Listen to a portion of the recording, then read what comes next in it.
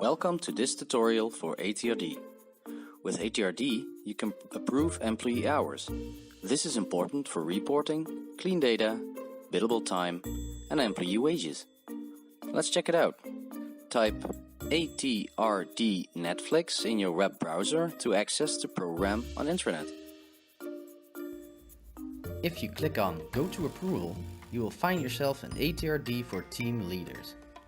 Here you can find your team selection and date selection.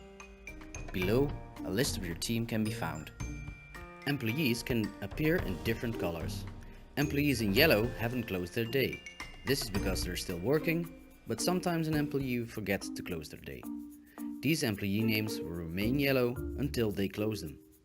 Blue names are awaiting your approval. Red names didn't register any hours this day. And green names have already been approved by you or another team leader. Let's click on one of your coworkers to see what we can find.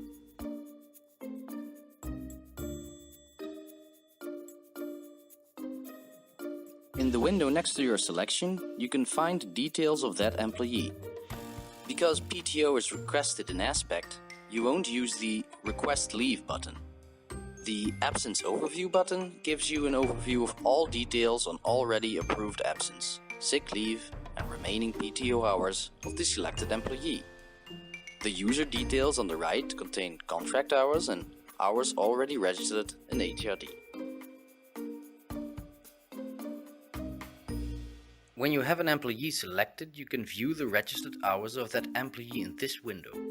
The first button in the top row, Employee Approve, either closes the workday if the employee didn't or approves the hours after you check them. After approving as a manager, you can no longer edit hours or work types, so be sure that everything is in order before you approve as a manager.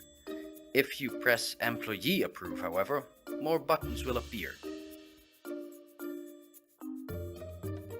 With the press of the second button, you can edit the registered hours with the Manager Edit option.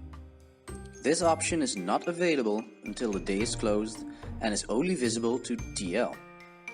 By setting the status to Manager Edit, you can change, delete multiple lines, or add lines and change the time spent on certain activities, like so.